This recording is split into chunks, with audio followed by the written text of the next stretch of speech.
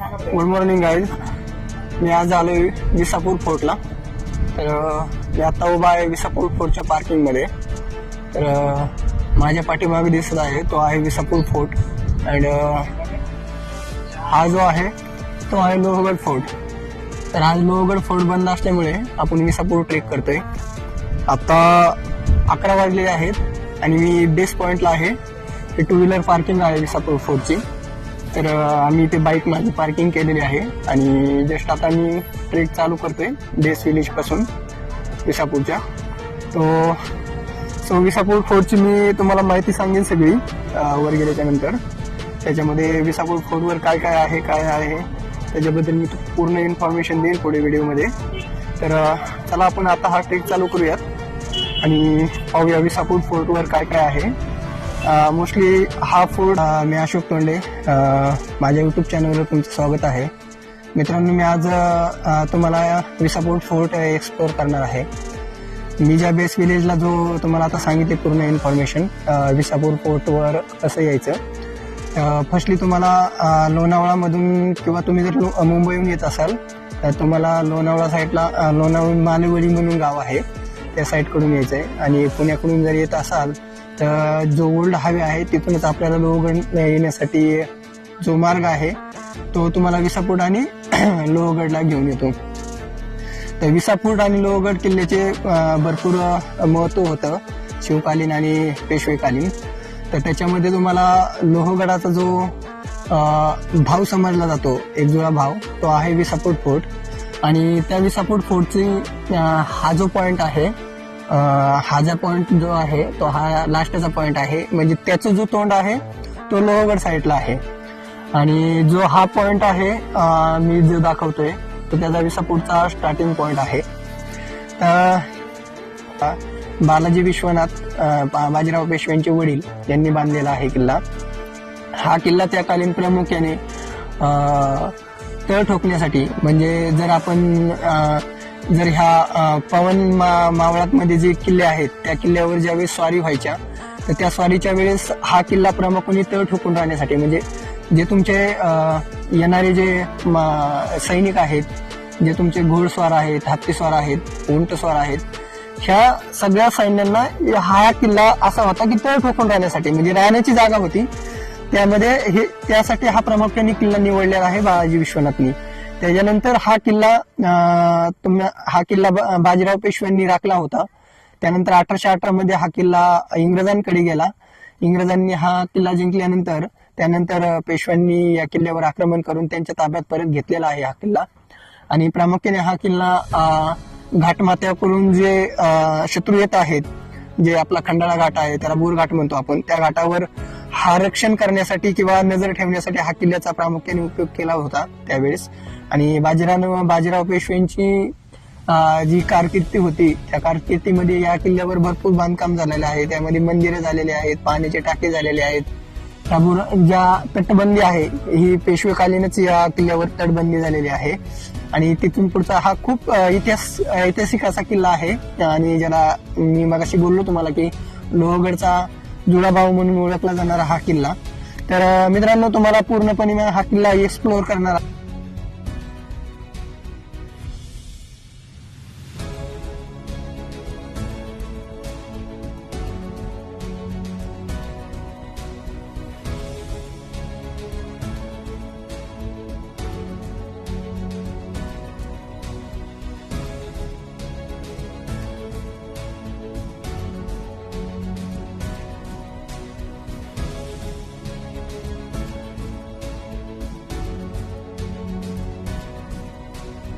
One विभागाने. त्याच्यामध्ये तुम्हाला विविध सापांची माहिती दिलेली आहे. या एरियामध्ये कोणते साप आढळतात हे दिलेलं आहे.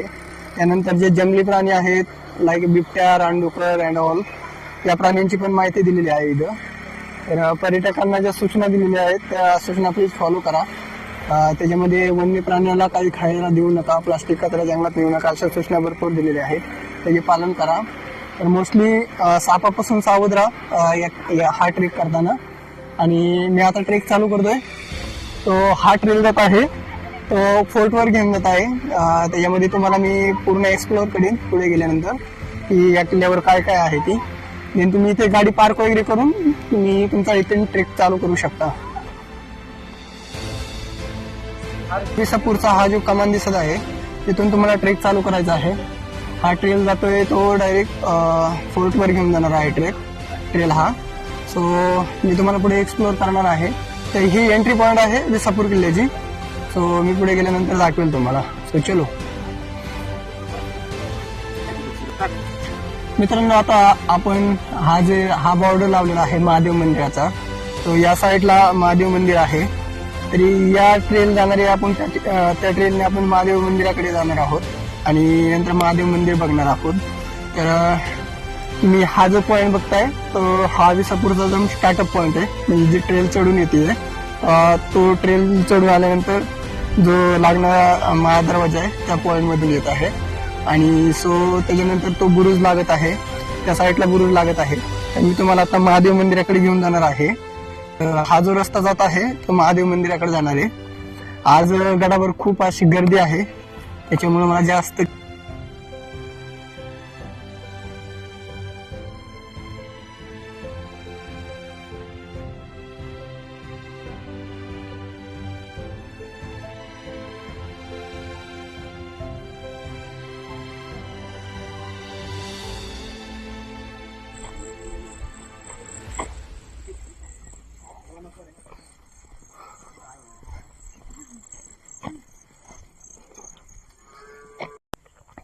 मित्रांनो, आपण महादेव मंदिराजवळ आता पोहोचलो आहोत.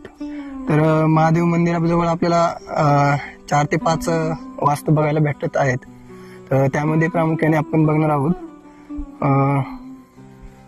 इकडे ना,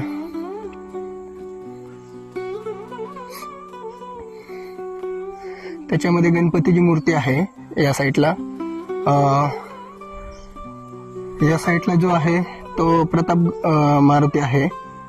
या साईडला बघतोय आपण जो प्रताप मारुती आहे. बऱ्यापैकी गड किल्ल्यावर आपल्याला प्रताप मारुतीची मूर्ती बघायला भेटते. त्याच्यामध्ये दास मारुती आहेत. ते प्रामुख्याने आपल्याला गावाच्या विषयीत किंवा गावामध्ये असणारे मंदिर आहेत त्याच्यामध्ये दास मारुती बघायला भेटतो. आता ऍक्च्युली ही जी मूर्ती आहे मित्रांनो, ते आपल्याला पूर्णपणे स्पष्ट दिसत नाहीये, बट ही एक हनुमानाची मूर्ती असावा असा अंदाज येतो. त्याच्यामध्ये हे जे हात वगैरे जोडलेले गेलेले आहेत आणि हा जो पायाचा आकार आहे ह्याच्यामध्ये, तर हा दास मारुतीची मूर्ती आहे असं वाटतं. त्यानंतर या साईडला जी आहेत ती नागाची मूर्ती आहे, याच्यामध्ये पूर्ण कोरलेली आहे. सो अशा भरपूर प्रकारचे जे वास्तू आहेत तिथे आहेत. हा स्तंभ आहे पूर्णपणे ते ठेवलेला, तो 2 दगडामध्ये रचलेला स्तंभ आहे. तो वरचा आहे भाग हा एक दगड आणि त्याच्या एकदम टॉपला जो मांडलेला आहे तो 3रा दगड आहे. असा 3 दगडामध्ये हा खांब मांडलेला आहे. त्याकालीन हा जे खांबाचा उपयोग आहे मे बी हा दिवा लावण्यासाठी यूज केला असेल, कारण ते अशा प्रकारचे ते दिव्याची जागा बनवलेली आहे. सो आणि पुढे आपण बघत आहात हे महादेव मंदिर आहे. महादेव मंदिराच्या पुढे 2 नंदी आहेत आणि एक जो नंदी आहे तो भग्न अवस्थेत आहे.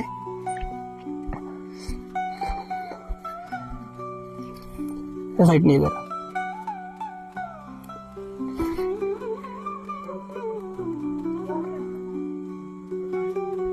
या ठिकाणी दोन नंदी आहेत महादेव मंदिराच्या समोर. हा जो नंदी आहे तो भग्न अवस्थेत आपल्याला दिसतोय. जे आक्रमण झाले त्या आक्रमणामध्ये ह्या मूर्ती तोडलेल्या असावेत असा अंदाज येतो. आणि ते महादेवाची पिंड आहे. आणि हे जे मंदिर आता नवीन बांधलेलं आहे, म्हणजे आताच्या काळामध्ये 2016 मध्ये याचं बांधकाम पूर्ण झालेलं आहे. शिवलिंग आहे आतमध्ये. या ठिकाणी तुम्ही ज्यावेळेस ट्रेक करताय त्यावेळेस ह्या ठिकाणाला भेट द्या. बघण्यासारखं आहे सगळं. आणि नंतरचा पॉईंट मी तुम्हाला दाखवेल. आता तोप कशी टाकली बघितली.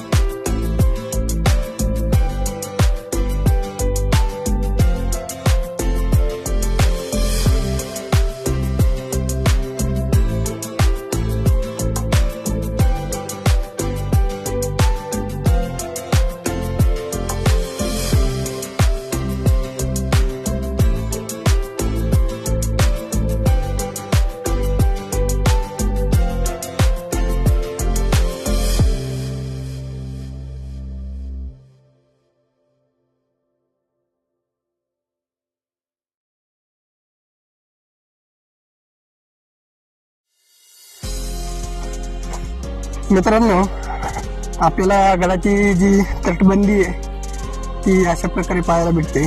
काही ठिकाणी गडाची तटबंदी कोसळलेल्या अवस्थेमध्ये आहे.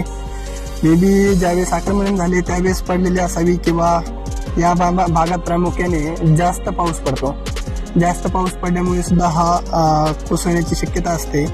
तर मलाही असंच वाटतं की हे बऱ्यापैकी दगड पावसामुळे कोसळलेले असावेत. ही जी पाहू शकता ही तटबंदी आहे गडांची. या ठिकाणावरून लोक पूर्णपणे ट्रेक या ठिकाणाहून करत असतात, या बेस जे आहे तिथपासून. तर पावसाळ्यात एकदम सुंदर वातावरण असतं या ठिकाणी, आणि हिवाळ्यात पण तितकंच मस्त वातावरण असतं. बघण्यासारख्या वस्तू आहेत गडावर खूप. तर तुम्ही या ठिकाणी आल्यानंतर सगळ्या वस्तू बघा. तर पुढचा जो पॉईंट आहे मी तुम्हाला या गडावर असणारे जे राजवाडे आहेत ते राजवाडे दाखवणार आहे.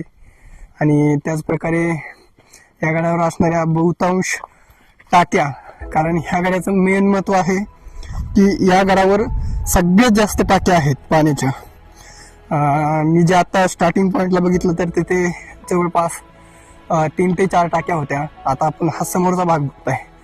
या समोरच्या भागामध्ये तुम्हाला कमीत कमी 3 ते 4 टाक्या बघायला भेटणार आहेत. गडाची तटबंदी खूप उंच आहे.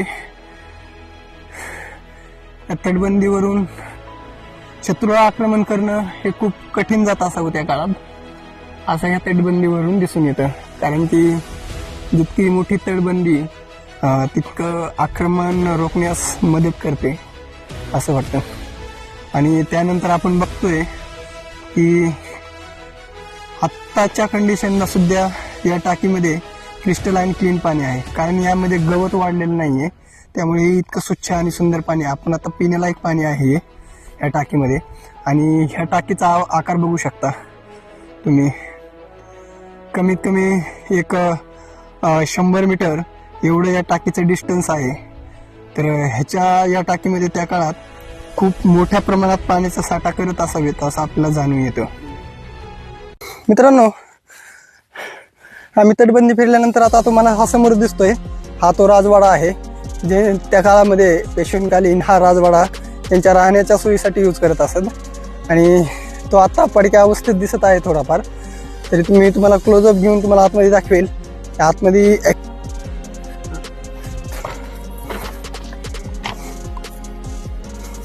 हा वाडा आहे.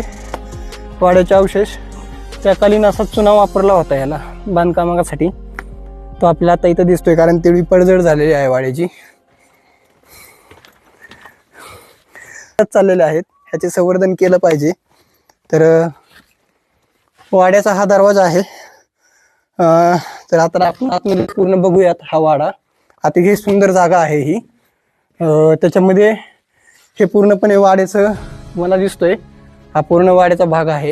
ह्याच्यावर मे बी पहिले छत होतं, असं छत होतं. आणि हे खांब होते, पिलर होते वाड्याचे. ह्याच्यामध्ये जे लाकडाचे खांब होते असे उभा करत असत, आणि त्याच्यावर हे छताला जो आहे तो सपोर्ट देत असत. अशा प्रकारचं हे बांधकाम केलेलं आहे. सुबक बांधकाम आहे. आणि हे तुम्ही पूर्ण बघा ज्यावेळेस ट्रेकला येतात त्यावेळेस. 2 वाडे आहेत या ठिकाणी. हे त्या काळी राहण्यासाठी यूज केलेले असावेत असं वाटतं आपल्याला.